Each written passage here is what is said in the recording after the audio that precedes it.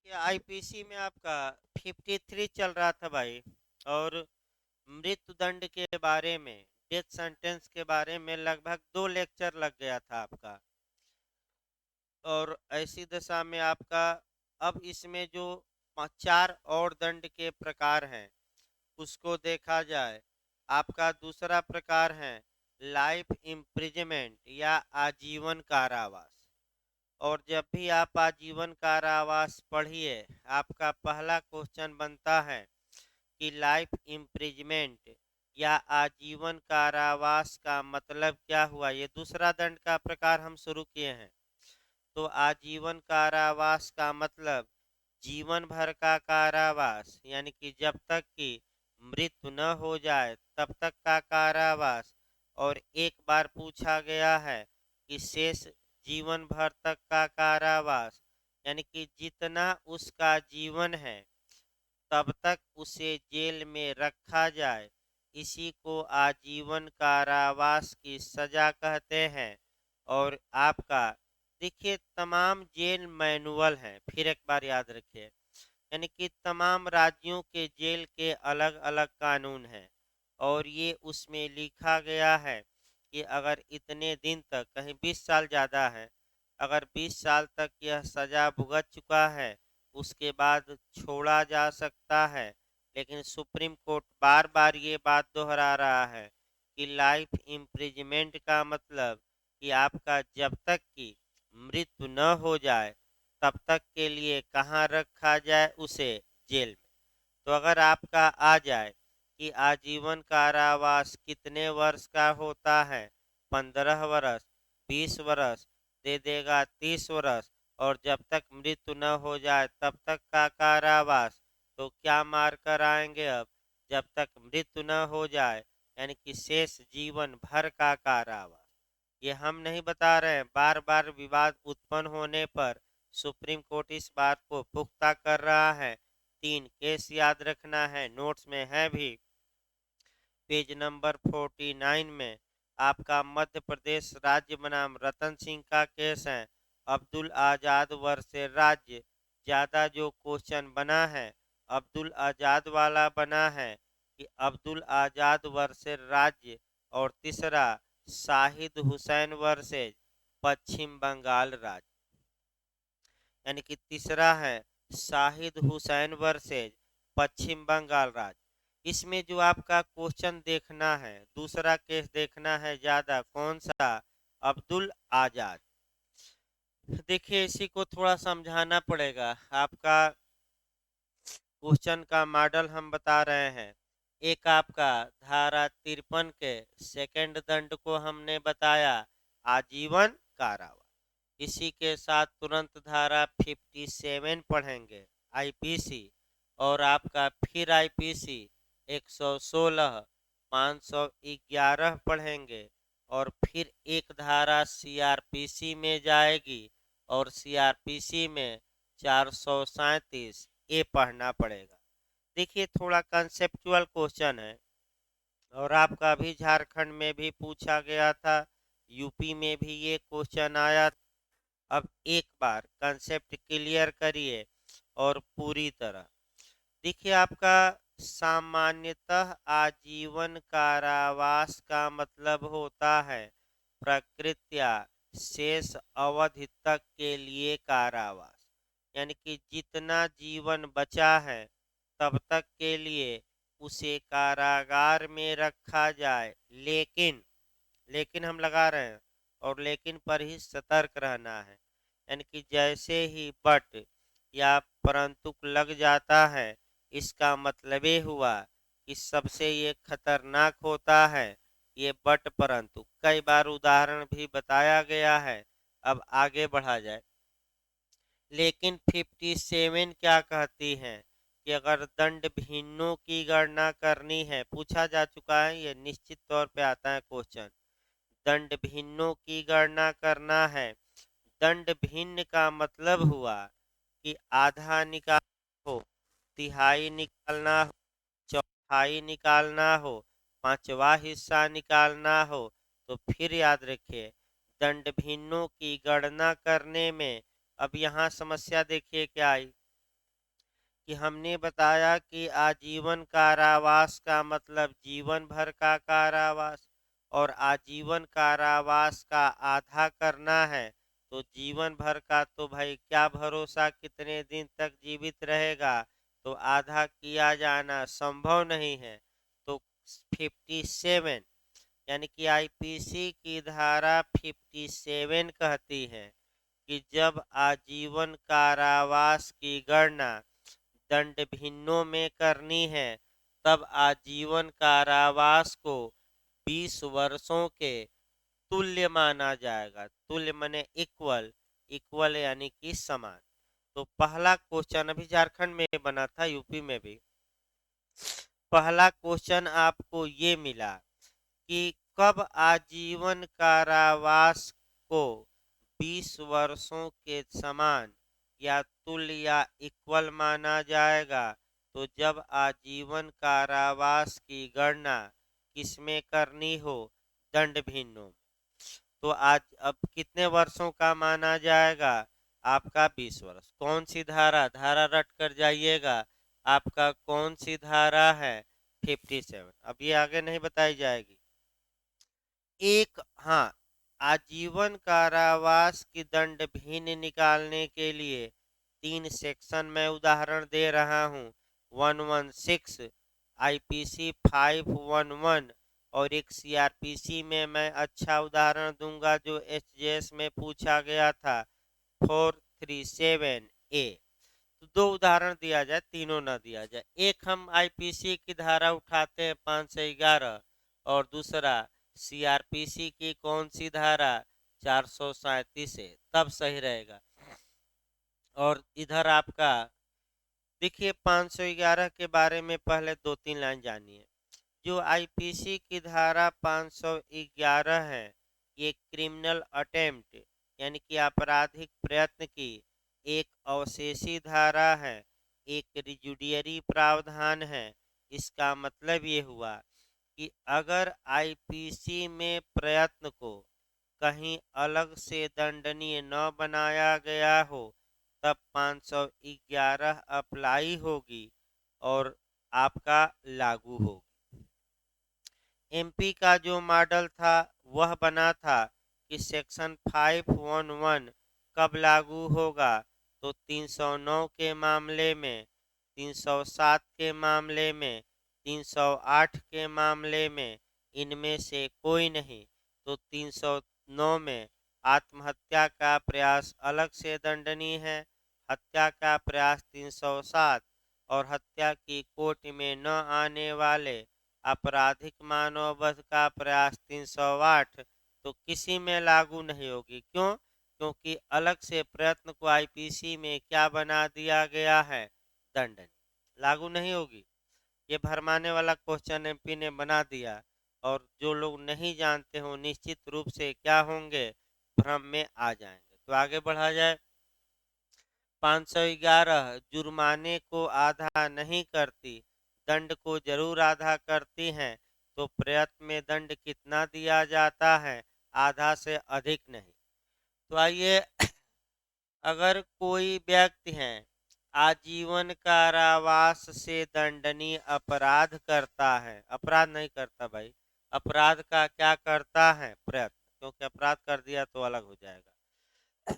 अब कान 511 कहती हैं कि आजीवन कारावास के आधे से अधिक का दंड अटेम्प्ट के मामले में नहीं दिया जाएगा। अब यहीं आपको दिमाग लगाना है कि इस धारा के तहत आजीवन कारावास का अब आधा निकालना है, तो आजीवन कारावास की गणना दंड भिन्नों में अब करनी है। तो तुरंत आईपीसी का कौन सा सेक्शन कवर कर लेंगे, 57। तो आधा तिहाई चौथाई निकालना हो तो आजीवन कारावास को कितने वर्षों के समान मानेंगे, 20, और 20 का आधा निकल जाएगा तो कितना होगा, 10 साल। अब ये तो हो गया, ये ना समझ में आया हो तो बता दे भाई, फिर नहीं तो सीआरपीसी में अब उदाहरण देखा जाए। एक आईपीसी का हो गया, सीआरपीसी में बहुत महत्वपूर्ण है उदाहरण, नई धारा जोड़ी गई है 437 ए, ध्यान से देखिए आपका, ऐसे अपराध जो मृत्यु दंड से दंडनीय नहीं है, उन मामलों में यदि अभियुक्त गिरफ्तार हुआ है और जेल में है और जितना अधिकतम सजा थी अगर उसका आधा वह जेल में व्यतीत कर चुका है तो सामान्यतः अब उसे जमानत दे दी जाएगी। लेकिन किसी भी दशा में उस अपराध के लिए जो अधिकतम सजा है उससे अधिक तक उसे अंडर ट्रायल जेल में नहीं रखा जाएगा। तो भाई लीगल तौर पर तो हो सकता है न समझ में आया हो। सबसे अच्छा उदाहरण एक देखा जाए चोरी का अपराध, उसके बाद आजीवन कारावास पर हम आएंगे। एक घर में चोरी किया है तो आपका 300 कौन सी धारा लागू होगी? 380। घर में चोरी के लिए कौन? 380 में दंड पहले देख लिया जाए, अधिकतम 7 वर्ष तक का कारावास और जुर्माना। अब आइए, ए पकड़ा गया, ए जेल भेज दिया गया, जमानतदार मिल नहीं रहे हैं, जमानत हुई नहीं क्योंकि ये गैर जमानती अपराध था और 3.5 साल ये जेल में रह चुका है। यानी कि जो अधिकतम कारावास की अवधि है उसका कम से कम कितना रह चुका बिना जमानत के? आधा। तो सामान्य नियम ये है कि अब ए को जमानत दे दी जाएगी। ए को क्या की जाएगी? जमानत दे दी जाएगी। लेकिन अगर नहीं दी जाती किसी कारणवश तो जो उस अपराध के लिए अधिकतम सजा हो सकती है, कितना हो सकती है? इससे अधिक वह जेल में नहीं रखा जाए। ये कौन सी धारा है? 437 ए। अब इसको आजीवन कारावास की तर्ज पर थोड़ा कुछ को रिलेट करिए। एक अभियुक्त है, इसने अपराध किया और उस अपराध में जो अधिकतम सजा हो सकती थी कितनी हो सकती थी? आजीवन कारावास। अब आजीवन कारावास का चूंकि आधा निकालना है क्योंकि आधा समय अगर अंडर ट्रायल मैंने अभी निर्णय नहीं आया और बिना जमानत के जेल में रहा तो सामान्यतः उसे अब जमानत दे दी जाएगी। तो अब यहाँ आजीवन कारावास का कितना निकालना है? आधा। आधा ही निकालना है पहले। तो तुरंत आईपीसी की कौन सी धारा दिमाग में लाएंगे? 57 कि आजीवन कारावास की गणना अगर दंड भिन्नों में करनी है तो कितना वर्ष माना जाएगा आजीवन कारावास? 20 वर्ष। और 20 वर्ष का आधा आराम से निकल जाएगा, कितना? आपका 10 साल। तो ये कौन सी धारा हमने उदाहरण एक बताया? 437 ए। और अच्छा क्वेश्चन एजेस में बना है, हो सकता है उत्तराखंड में भी ये क्वेश्चन आ जाए क्योंकि अच्छा बना है ये क्वेश्चन आपका। हम्म।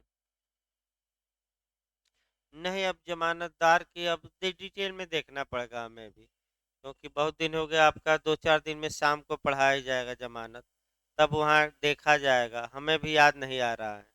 यानी कि वो पढ़ाया जाएगा ही 2-3 दिन में, शाम को पढ़ाया जाएगा 1-2 दिन में, तब हम देखेंगे।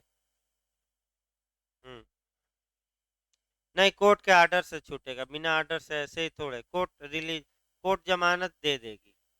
लेकिन किसी भी हाल में जो अधिकतम सजा है उससे अधिक नहीं रखा जाएगा क्योंकि रुदल शाह और तमाम मामले में आपका छोटे छोटे अपराध किए और 3 साल की सजा थी, 8-8 साल से पड़े थे। तो ये रुदल शाह में दिए गए निर्णय के बाद जोड़ा गया। तो इतिहास देखिए आपका डिटेल में सीआरपीसी में पढ़ाया जाता है। यहाँ तो हमने एक बस आईपीसी से उदाहरण देकर पढ़ाया, डिटेल में आपका सीआरपीसी में जाएगा।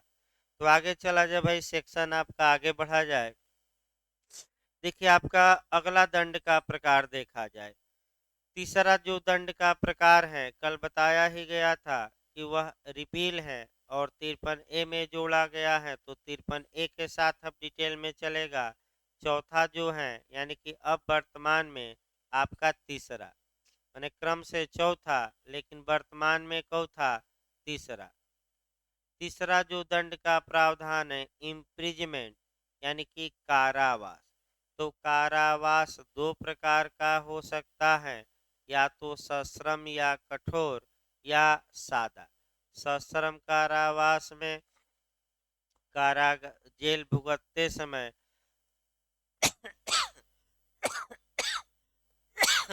काम कराया जाता है जेल में, और सादे में काम नहीं कराया जाता। अब कौन सा काम किसको दिया जाए, ये उसकी योग्यता के अनुसार भी डिसाइड किया जाता है। किसी से आटा गुथवा दीजिए, तो किसी से खेती करा दीजिए, तो किसी से फूल की सिंचाई करा दीजिए, तो किसी से डॉक्टरी करा दीजिए, तो किसी से आपका नौटंकी करा दीजिए, यानी कि गांधीगिरी। तो जो जैसा रहता है वैसा काम दिया जाता है। कठोर कारावास में तो दो तीन काम बता दें उदाहरण के तौर पे, जैसे कि संजय दत्त थे, मैंने गांधी बाबा पर फिल्म बनाए, और जब जेल गए तो हुआ कि नौटंकी करिए, और खूब नौटंकी किए जेल में, और कैदियों को गांधी का पाठ पढ़ाए, बहुत अच्छे से रहे जेल में, और उसका लाभ भी मिला। फरलो की छुट्टी तो ये छुट्टी, यानी कि सजा कट रही थी और घर में थे, तो उसका लाभ मिलता अच्छा आचरण का।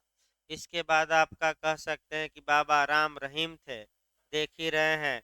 आपका चूंकि हनीप्रीत से बहुत प्रेम था, वो मुंहबोली बेटी थी, और आपका जब बाबा जेल में गए तो हुआ कि इनको क्या काम दिया जाए, तो आपका क्या करिए, आप पौधे पौधे को पानी दीजिए, फूलों को कटाई छटाई करिए, और फूल देख देख कर हनीप्रीत को क्या करिए।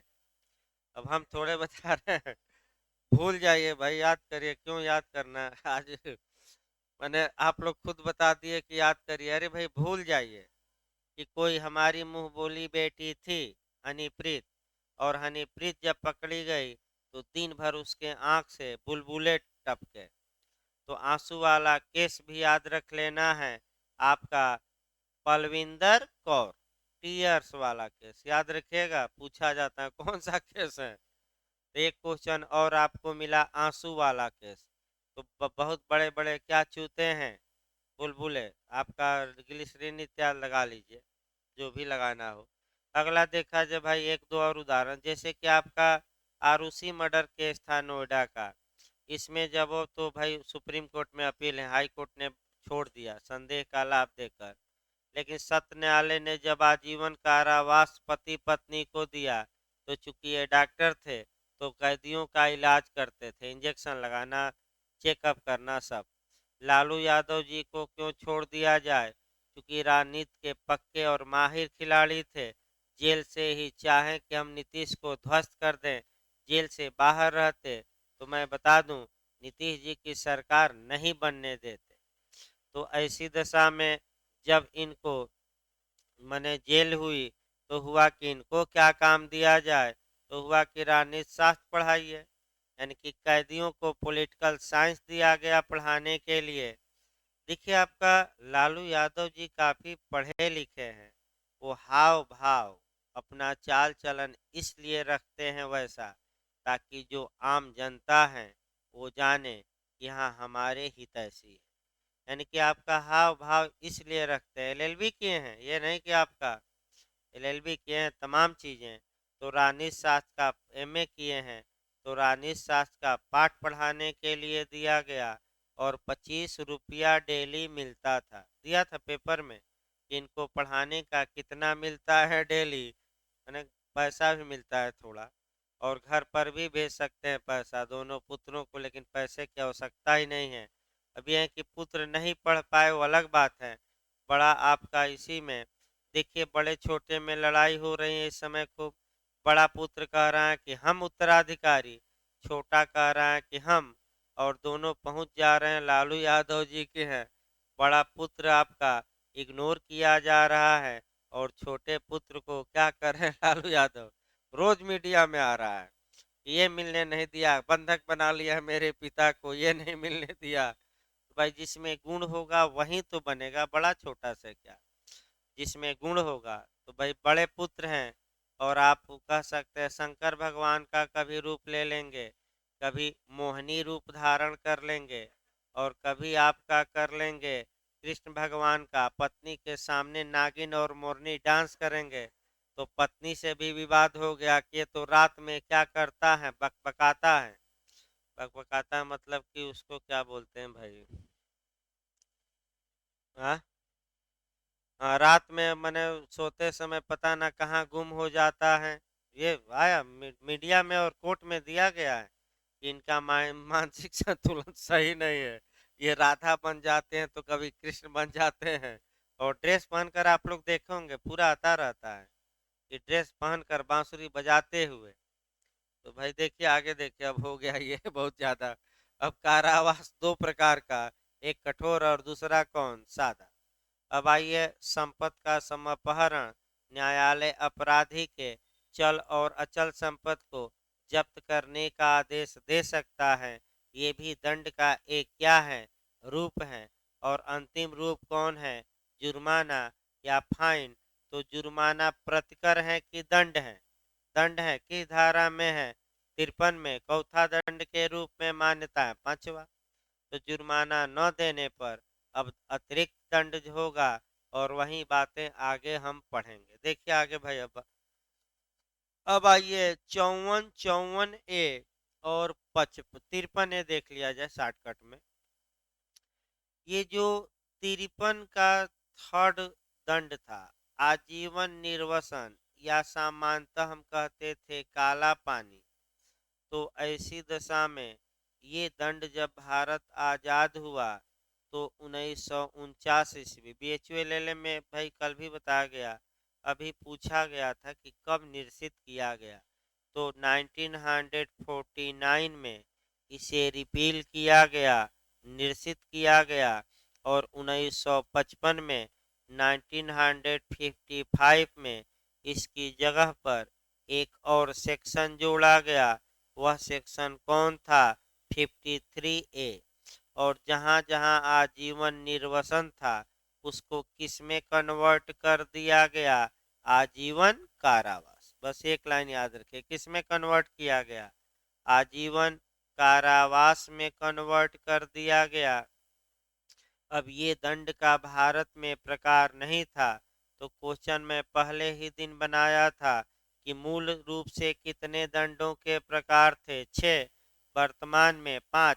चौथा क्लास निश्चित है। तीसरा कब निश्चित किया गया, 1949 की धारा में जोड़ा गया। 53 कब जोड़ी गई, 1955। इतना याद रहेगा तो काम चल जाएगा। इसके बाद आइए आपका 54, 54 के बाद 55 और 55 के बाद 55 ए। इधर से भी आपका क्वेश्चन बना है। अभी झारखंड में 55 ए पूछा गया था एपीओ में, यानी कि सेक्शन छोड़ना नहीं है आपका। इधर सभी सेक्शन याद रखिए। आपका क्रम हम बैठा दें, पहले पहले तो क्रम आपका बैठाना है कि 3 4 जगह से कोरिलेट करके पढ़ना है भाई। देखिए, एक तो सीआरपीसी में मामला जाएगा, दूसरा आपका आईपीसी में, और तीसरा आपका संविधान में। थोड़ा सतर्क रहना, यहाँ कोरिलेट करके पढ़ना है। सीआरपीसी में 432, 433 और 433 ए। और आईपीसी में 54, 55 और 55 ए। और संविधान में अनुच्छेद 72 और अनुच्छेद 161 को रिलेट करके पढ़ना है। तो पहले आईपीसी निपटा दिया जाए, जो बातें बताई गई हैं। तब आपका देखिए 60 नहीं 54 पहले देखिए। धारा 54 के तहत समुचित सरकार या एप्रोप्रिएट गवर्नमेंट द्वारा अगर कोई अपराधी मृत्युदंड पाया है तो समुचित सरकार उसका लघुकरण कर सकती है, उसको कम कर सकती है। और किस सेक्शन में कर सकती है, 54 ए में नहीं, 54 में कर सकती है। और अपराधी की रजामंदी के बिना कर सकती हैं, ये भी पूछा था, सहमत से कि सहमत के बिना। सहमत के बिना कर सकती हैं। कौन कर सकती हैं? समचित्त की धारा में। 54। अब आइए, आजीवन कारावास का लघुकरण। तो आजीवन कारावास का लघुकरण सेक्शन 55 में अपराधी की सम्मत के बिना, यहाँ भी एमपी खूब बनता है, रजामंदी से कि रजामंदी के बिना, हाँ रजामंदी के बिना आपका समुचित सरकार आजीवन कारावास का लघुकरण कर सकती है। लेकिन ये जो पूछा जाता है कि ऐसा लघुकरण,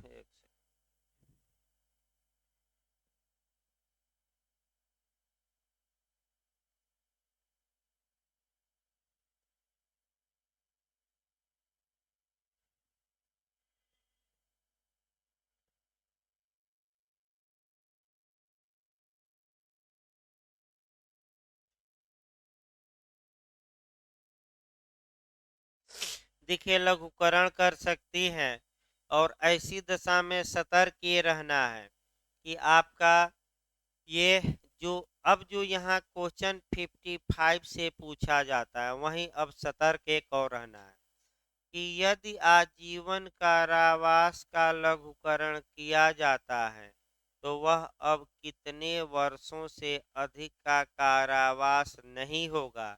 तो 14 वर्षों से। यानी कि एक दो उदाहरण समझिए, और 14 वर्षों से अधिक का कारावास नहीं होगा। और दो तीन पहले उदाहरण अच्छे से देखिए, देखिए ध्यान से, बहुत टेक्निकल क्वेश्चन आता है और ज़्यादा लोग गलत करके ही आते हैं, लेकिन दो उदाहरण से दिमाग में बैठाइए। ये एक अपराधी था, इसे न्यायालय ने आजीवन कारावास की सजा दी। समुचित सरकार ने इसकी सजा को लघुकरण किया। अब लघुकरण किया, समय नहीं बताया कि लघुकरण में हम कितने साल का कर रहे हैं। तो जब समय नहीं बताया समुचित सरकार, केवल लघुकरण कर दिया है, कम कर दिया है, तो अब अपराधी कितने साल से अधिक के लिए जेल में नहीं रहेगा? 14। लेकिन कब, समय नहीं दिया है। तो एक मान लीजिए 10 साल वह पहले से जेल में रहा, ध्यान से समझिएगा, और लघुकरण किया गया, समय नहीं दिया गया। तो अब समय नहीं दिया गया तो अधिकतम रखा ही अब कितना जा सकता है? 14 साल टोटल रखा जा सकता था। तो क्या अपराधी मुजराई या सेटाफ की मांग करेगा कि नहीं करेगा? कि 10 साल तो हम व्यतीत ही कर चुके हैं, लघुकरण किया गया, समय सरकार ने नहीं दिया, तो हम कितने साल तक अधिकतम जेल में रह सकते हैं? 14। और 10 साल तक हम पहले से ही क्या कर चुके हैं?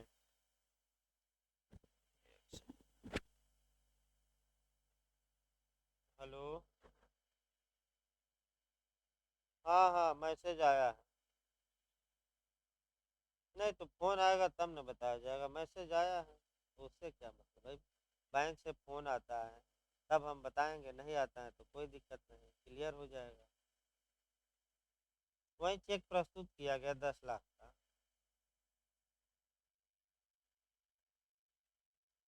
ठीक है, फोन जब मिसमैच होगा तब नहीं कोई दिक्कत, फोन आएगा तब रखे हैं आपका, सामने ही रखे हैं मोबाइल, कोई दिक्कत नहीं।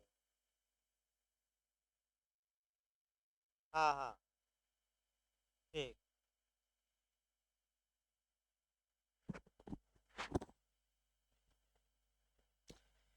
देखिए आपका ये, जैसे कि आपका मुजराई का लाभ मिलेगा, और एक सेक्शन आपका और देखना है, कौन सा? 428, जिसमें कि आपका कह सकते हैं कि मुजराई की मांग की जा सकती है। यानी कि अब वो 14 साल नहीं भुगतेगा, फिर कितना साल? 4 साल। अब एक और उदाहरण देखिए, मान लीजिए कि माने समुचित सरकार ने लघुकरण किया और कोई समय नहीं लगाया, और 10 साल वह व्यतीत कर चुका है, तो अब कितने साल बाद उसे छोड़ दिया जाएगा? 4 साल। क्योंकि लघुकरण के बाद अधिकतम जो अवधि हो सकती है वह 14 वर्ष ही हो सकती है। 14 वर्ष से अधिक अब उसे जेल में नहीं रखा जाएगा। तो किसका लघुकरण करने पर? मृत्युदंड का कि आजीवन कारावास का हम बता रहे हैं। आजीवन कारावास किस सेक्शन में? 55। किस सेक्शन में? 55। एक और उदाहरण देख लिया जाए तब आगे आगे बढ़ा जाए।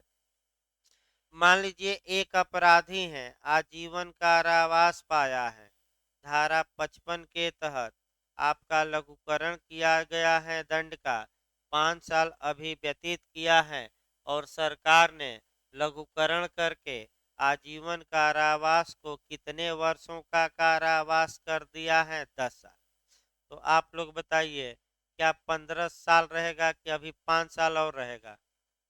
क्योंकि जितनी सजा वह भुगत चुका है तो उसमें लघुकरण के बाद वह फायदे का क्या होगा? हकदार। इसी को हम एक लाइन में क्या कहेंगे? मुजराई कहेंगे, सेट ऑफ कहेंगे। और ये मामला किस सेक्शन से गवर्न होगा? सीआरपीसी। अभी हमने लिखवाया 428 यानी कि 400 आपका 28।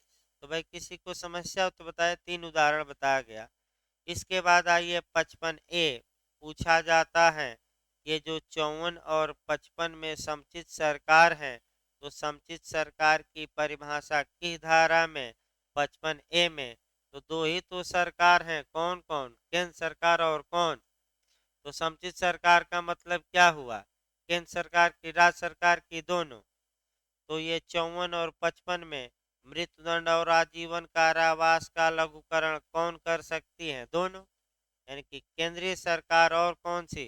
राज्य सरकार। तो फिर एक क्रम बना लीजिए। तो मृत्युदंड का लघुकरण कौन सी धारा? 54 कौन करेगी? समुचित सरकार। आजीवन कारावास का लघुकरण 55 कौन करेगी? समुचित सरकार। और दोनों के लिए समुचित सरकार की परिभाषा कहाँ दी गई है? 55A में। समुचित सरकार का मतलब क्या हुआ? केंद्र सरकार, राज्य सरकार, दोनों। तो क्या मार कर आएंगे? दोनों मार कर आएंगे। ये याद करना है। अगर आजीवन कारावास का लघुकरण किया जाता है तो वह अब कारावास कितने वर्ष से अधिक का कारावास में कन्वर्ट नहीं होगा? 14। 14 से अधिक नहीं रखा जाएगा। अब आइए इसके बाद आपका आपका कोरिलेट करना है। आपका एक तो सीआरपीसी से कहीं कोरिलेट कर लीजिए। 432, 433, 433A और 432 का क्लाज 7। एक एक लाइन देखिए। 432 में ये है कि समुचित सरकार अपराधी की सहमति के बिना दंडों का आपका परिहार कर सकती है। तो परिहार शब्द आ जाए तो सीआरपीसी 432 और लघुकरण आ जाए तो 433। पहला पॉइंट ये पकड़ना है। परिहार आ जाए, छूट, तो कौन सी धारा?